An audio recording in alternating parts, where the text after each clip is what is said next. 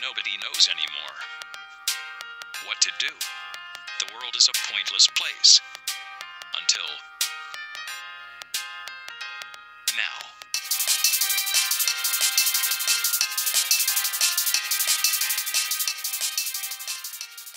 Just before we open it up to them, Amir, you actually helped develop Bitcoin. Can you tell us a bit about that process and how that all came about, how you got involved and what happened? Yeah, so I was very much into peer-to-peer software at the time, and I discovered one class of algorithms that could be used for a distributed shuffle of cards.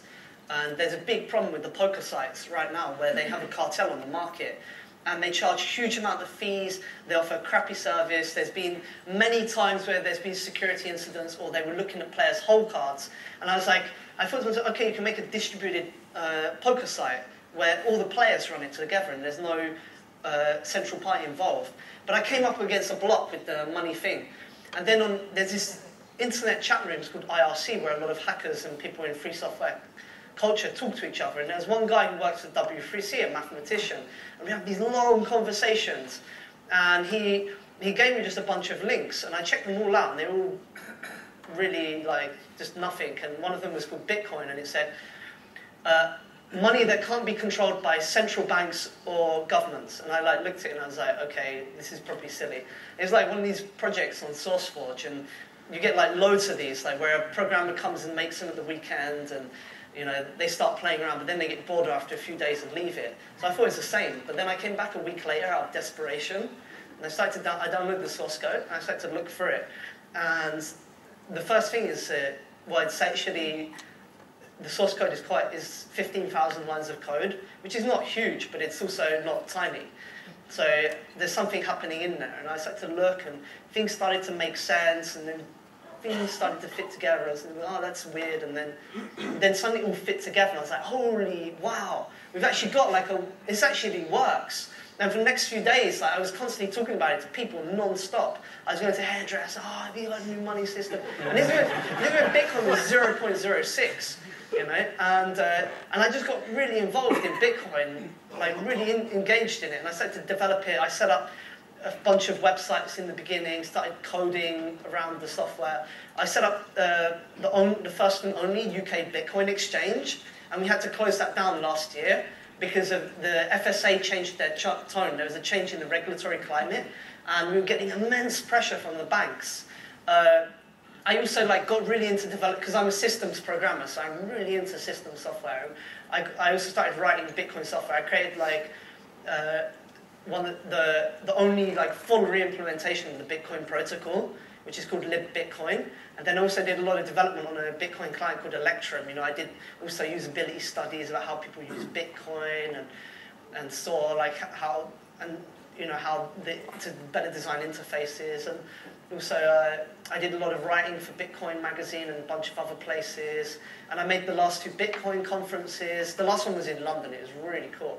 The next one's called unsystem.net. It's going to be in Vienna, and we have this huge venue for 30,000 people, and it's right next to the International Atomic Energy Agency and the United Nations. And for one weekend, I'm going to fill it with anarchists, hackers, squatters, and all kinds of other subversives.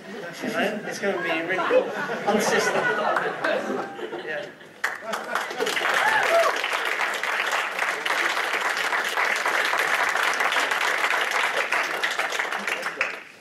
Sorry, I feel like I should be stepping back before asking if anyone would like to ask any questions. Yeah, can Pablo join us? Because he's also known a lot about Bitcoin. Does Pablo want to take this microphone? Yeah, not that one, the other one behind. Come up on the stage. Do you want to take the microphone so you can answer, and we'll try and run around with the other one? Yeah, cool. Do you want to introduce yourself, Pablo? Yeah, okay. Well, basically I'm an all-time friend of Amir. We work together in many projects, and now I'm involved in tools for activists like social networking, telephony, and I'm also a little bit involved in Bitcoin, like implementing especially as payment systems.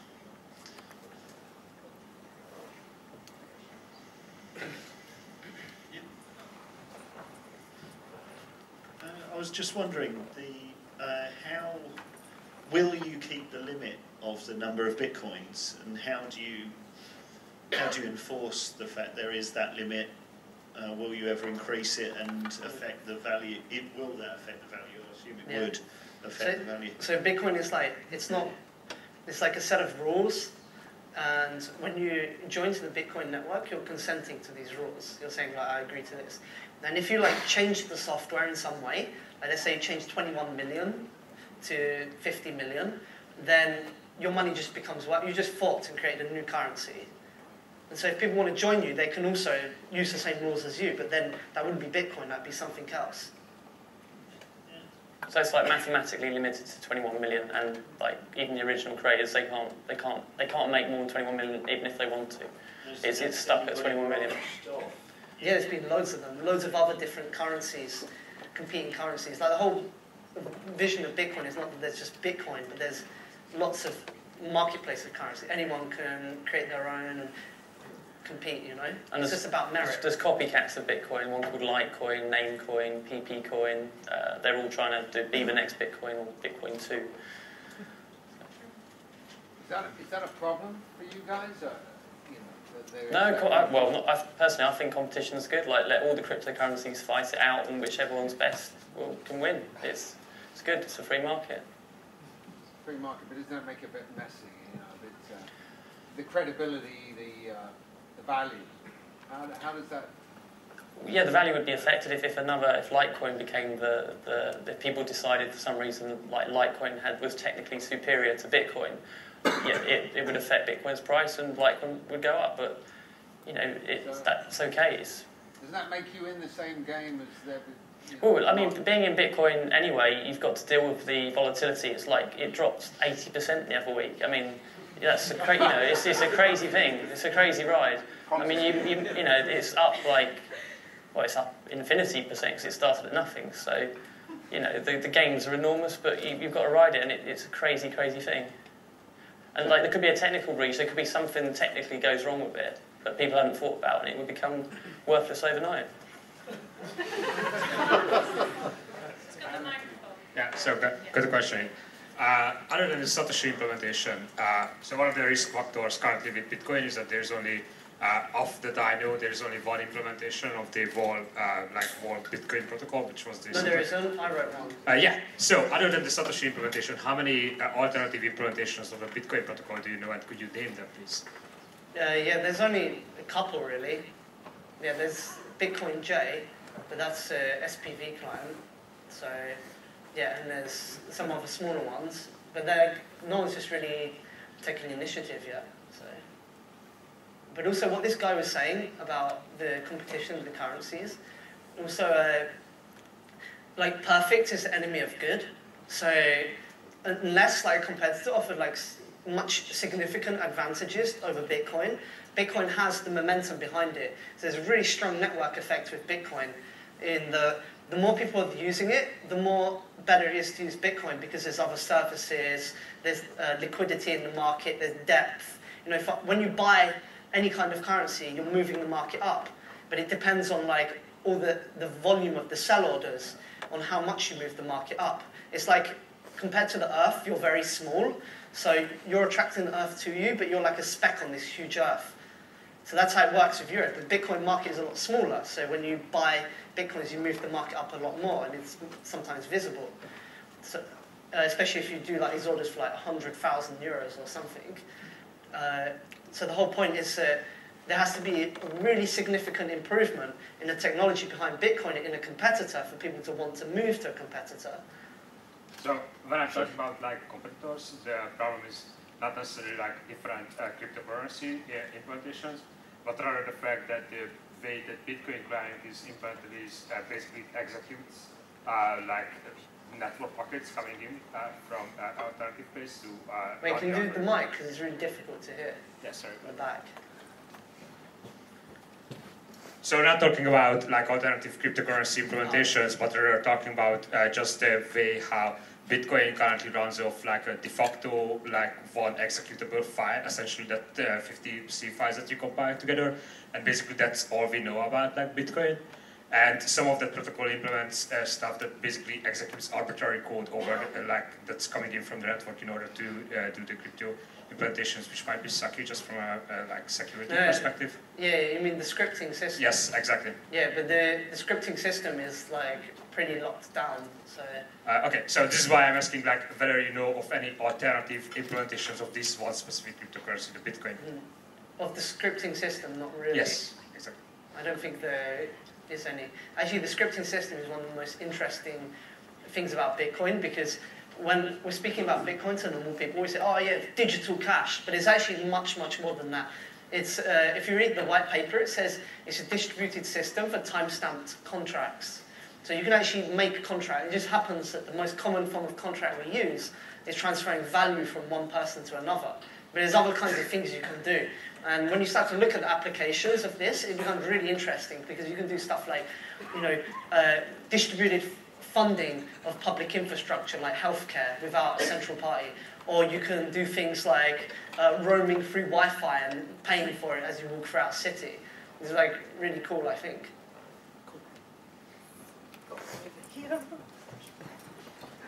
So Amir, you'd essentially concede that Bitcoin is no more than just the Kiri shell of the 21st century. And if you don't concede that, what makes it different from the 21st century of the Beanie Baby? Of the what? It was a scam that went around. It's a bubble. You think it's like a bubble or a pyramid scheme, or just? Well, to be honest, you can. If it's not a pyramid scheme, then it's a bubble. But it's here and it's working and people are using it. So was the Kiri shell. Well, on the front of the Financial Times, they said Bitcoin's a bubble, and they drew a graph, and then they go, and then this is massive where it was at the top, and then it did crash after that. So but it crashed, and now it's above, quite a way above where the Financial Times are saying it's peaked as a bubble. So it's a series of recurrent bubbles. It could be a bubble. It's up to the free market to decide if it's a bubble. If people so the market has decided it's a series of bubbles then. Well, no, because the price right now is if over you're 100 holding quid. fiat currency, you're holding bullshit money, which is created by governments and states, and has no value. It's just paper. It's worth 100 quid for one Bitcoin. That's the best performing currency in the world. So was the Kiri shell. Where is it? So, just out of interest, you believe in the merits of a free market? Me? A totally free market, yeah. No government regulation, no regulation on where you put your money. I believe in a more free market. Not, okay. I'm not every total free market, because but I am quite a free market. Yeah. Is a totally free market, no? Bitcoin is totally free market. Yeah. With all these other. Yeah, it is pretty much a free market. Yeah. So at what point would you, if you're not a total believer in a free market, at what point would you have to address the issues? Well, the issue can't be addressed because cryptocurrencies are out of the bag, and whether you like them or not. Even if I decide tomorrow I hate Bitcoin and I think it's evil, there's nothing to stop it now. It exists. Okay. And it can't be shut down. It can't be stopped.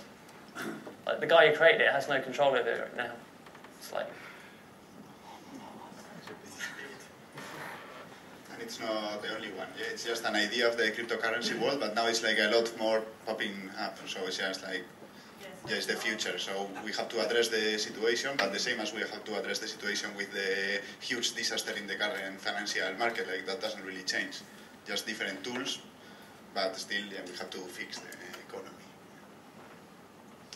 Hi there, Chris Sangani. I just wanted to know if you know of any Fortune 500 companies or any government organisations which have actually used Bitcoin, and also personally, I don't like paying tax for wars, but I do like paying tax for things like the NHS and also for the social and welfare services, which actually look after my family. And could an unregulated currency undermine the whole fiscal system that pays for these systems? And so surely some framework is you still required. get if you got your salary in Bitcoins, your company you could still be charged tax on that, couldn't you? If your salary was paid in Bitcoins, the government could still collect some revenue. They just collect a hell of a lot less.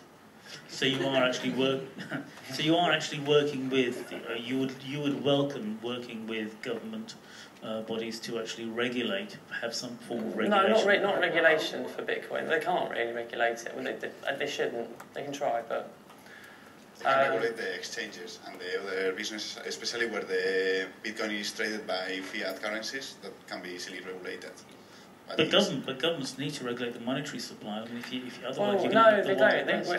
Do we really need central banks? Like, do we really need them? Like, I don't think we do. Like, but surely it's going to be a Darwinian system, and you're just going to have survival of the fittest. Let money find its free market price. Let the biggest corporations, the richest people. No, come on, like, it's like really silly. Like, if there's like these financial problems which are caused by these governments and states working in unison with these huge corporations, and we want to go to them and go, hey, can you help us? Like, I think it's not to look upwards, it's just try and think locally about how we can build things among ourselves, build more resilient systems at work. And we've already done that thing, and it's failed, and it's failing all the time. States are not, they become corrupted, and they're not existing to help us. We have to try and think about how we can build these structures ourselves. And I think Bitcoin as a tool actually empowers things like healthcare, because there's ways that you can create these structures using tools and technology without needing to create these elaborate social systems where you have bureaucrats and all these different layers. So following up from what you just said now, would you call yourself Hayekian, or would you follow Friedrich Hayek or neoliberals, or would you, I don't know, Ayn Rand? Would you No, I hate Ayn Rand. I think she's a bad person. She essentially calls for the end of state and just a free market economy. I'd call myself like a libertarian sympathiser. Lots of stuff that they say I really agree with, but then when it comes to things like land monopoly, and stuff like that, I have a really big issue with that. But so you would see government as a source of evil and the free market as a source of good?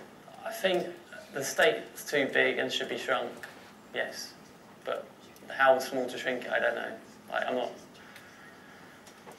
That's essentially a neoliberal ideology. The thing is not to think about putting people into boxes, to think of maybe to think this left and right divide is like obsolete, ancient. We're moving into new times, and it's really quite different, like compared to 100 years ago, or this Marxist dogma, or this capitalist blah blah. You know, I'm just interested in technology and doing the things around me, and I see massive states doing bad things, and a huge police force and surveillance state that's growing every day. You really think like the age of Reformation or the scientific, the age of scientific enlightenment, or any of these times of like great growth in human history would have happened if you had a surveillance state that's monitoring every thought and feeling of its citizens. Exactly what Ayn Rand thinks as well. That's what I'm trying to say. You are saying what Ayn Rand said. No, but Ayn Rand says a lot of silly things too. But like the Iraq War, like I think there was the largest number of protesters against the Iraq War on the streets of London, and it didn't do anything. We don't have like a democracy or anything. It's, you know, we paid for that war. We paid for that war with our taxes. I'm being told to talk, so sorry.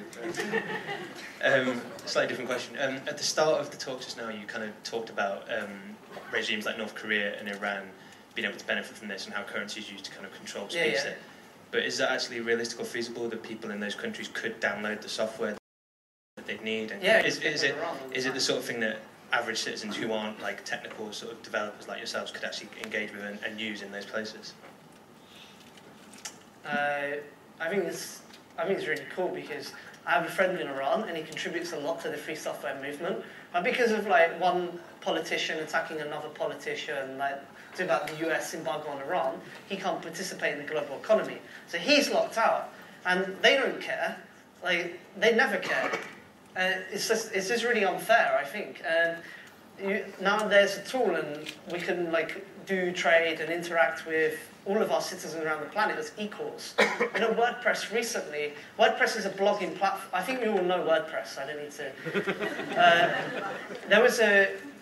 They started accepting Bitcoin recently, and they wrote on their website that PayPal alone blocks access from over 60 different countries, some because of higher fraud rates, some for political reasons, and some because of other financial reasons. and that it's really unfair that an individual blogger from like Ethiopia or Kenya or any other one of these other countries, you know, can't get a WordPress account to blog about the situation in the country. These are the people who need WordPress accounts the most, and yet they're locked out. It's not the same as it is in Western societies where we can get a Visa or MasterCard by a trip to the bank. I can't even get a bank account. So what does that mean? Like, when you can so easily just block people from participating in the global economy? Okay. Well, thank you very much. Thank you again.